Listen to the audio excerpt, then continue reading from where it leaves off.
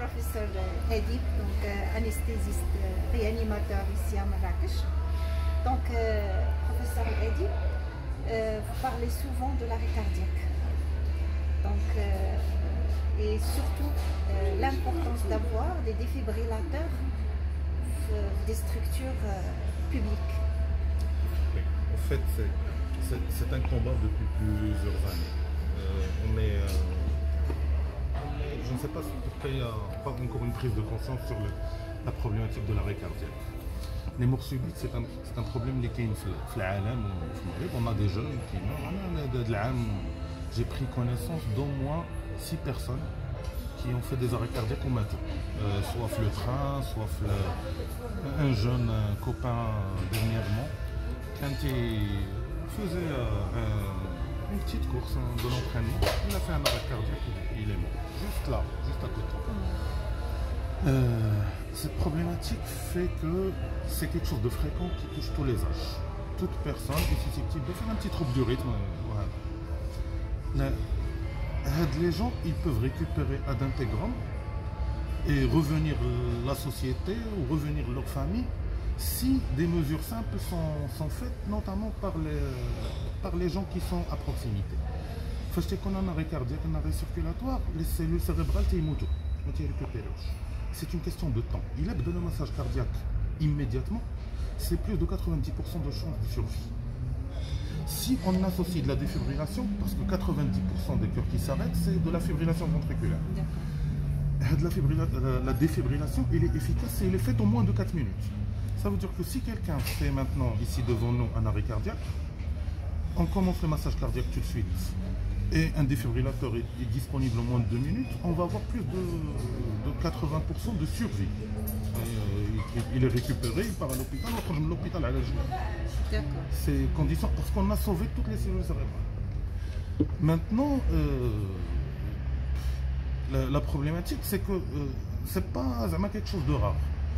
Une étude des statistiques l'Écosse sur une stratégie qu'ils ont fait sur l'arrêt cardiaque en Écosse. Ils veulent être un peuple de sauveteurs de vie, qui ont vu que les arrêts cardiaques qui surviennent à l'extérieur de l'hôpital chez eux, ils sont réanimés à 64%. Et une victime sur 10 sort de l'hôpital vivante. Est-ce qu'il faut des professionnels là? Non, parce qu'il y a aussi des études qui ont été faites. Je donne l'exemple de Las Vegas. À Las Vegas, ils ont des défibrillateurs dans tous les casinos. Chaque casino fait des défibrillateurs.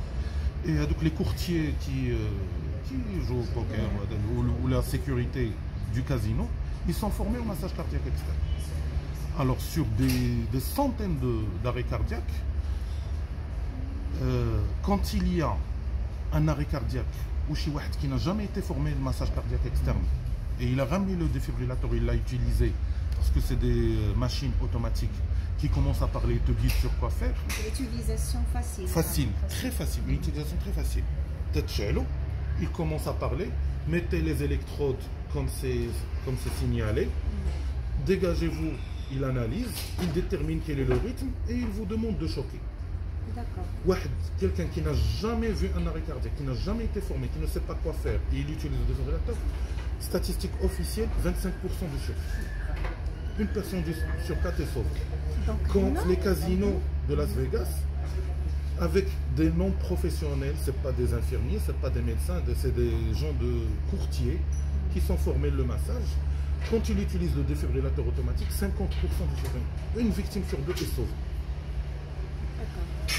Donc maintenant, est-ce qu'il y a des mesures incitatives les structures à utilité publique pour les inciter à avoir des défibrillateurs? Justement, et je vous donne l'exemple ici. On est maintenant au Menaramol, le centre de Marrakech, avec des milliers de visiteurs, des millions carrément, parce que là c'est le centre, il y a le palais des congrès juste à côté. Après-demain, il y aura le marathon ici. J'ai une application parce que je suis un sauveteur accrédité. Il y a une application internationale où on est localisé, on nous avise s'il y a un arrêt cardiaque, où il y a une traçabilité des défibrillateurs qui sont à proximité. Ben, je la ressors tout de suite. Et je sors, ça s'appelle Staying Alive. Voilà. et je vois ici, là où je suis, quels sont les défibrillateurs qui sont à côté de moi. Rien. Il y a celui de la faculté de médecine, il y a celui de jardin majorel. Ça veut dire qu'ici, on a une vingtaine d'hôtels. On est dans un centre, le palais des congrès à côté. Il n'y a pas de défibrillateur répertorié. Ça veut dire... je vais faire une extrapolation par rapport à l'Écosse. La région de Marrakech, c'est 5,5 millions d'habitants, voire 6 millions d'habitants. Cette région-là. Ça veut dire qu'on peut s'attendre par an à 32 000 arrêts cardiaques. C'est important comme chiffre. Non, 5,5 millions, la population habitante. Avec les touristes, ça va devenir combien? Ça veut dire qu'à Marrakech, il y aurait plus de 32 000 arrêts cardiaques. Par an. Dans la situation actuelle, je me mettrai ma main au feu que le taux de survie est de 0,01%. Parce qu'il n'y a pas de défibrillateur à proximité, parce qu'il n'y a pas des sauveteurs formés, répertoriés, ils sont rares, sauf si ça a un médecin qui est à côté qui sait faire, parce que tout le monde ne sait pas faire. Et est-ce que le SAMU est fonctionnel alors que c'est une région où le SAMU préhospitalier il est fonctionnel, il peut amener. Donc ça c'est une vraie problématique qui fait que comment une ville touristique Monaco par exemple, Paris, je dépasse. Film des cartes de la ville, fait les cartes de la ville, il y a des défibrillateurs répertoriés pour qu'il y ait une accessibilité aux défibrillateurs au moins de 2 minutes. Donc s'il y a un arrêt qui arrive là, aucun juste à côté l'entrée de Menaramol, un défibrillateur, il va être disponible au moins de 2 minutes. Et ça va permettre de sauver au moins 50% des victimes d'un arrêt cardiaque qui vont sortir vivants, pratiquement pour la majorité sans séquelles, et qui vont revenir leur vie et la société ou leur famille. Merci professeur Edi pour ces éclaircissements. Merci beaucoup. Je pourrais rajouter un truc. Oui, bien sûr. Dans la région Hadi, forcément l'État a des mesures. Pour l'incendie, ils ont un cahier de charge obligatoire. Oui. Ça ne coûte rien à l'État de faire soit une circulaire ou une législation pour obliger ces structures-là, où il y a un afflux de public, d'être obligatoirement équipés en défibrillateur. Ça ne va rien coûter à l'État, ça va leur coûter la machine ça dépend, 15 000 dirhams, 20 000 dirhams. Un défibrillateur automatique de très bonne qualité, la société ou le lieu, il est obligé par ses propres moyens à s'équiper pour la sécurité incendie, il va être équipé pour la sécurité de ses clients et de sa patientèle. Et c'est une démarche citoyenne.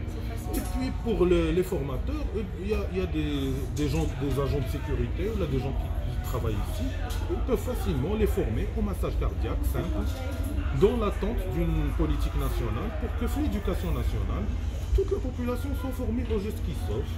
Le lycée, ça doit être les programmes nationaux. Ça doit être dans le programme national de l'éducation nationale, comme ce que devrait se faire dans la compétence d'un citoyen sur la nutrition, sur la santé de la maman, etc.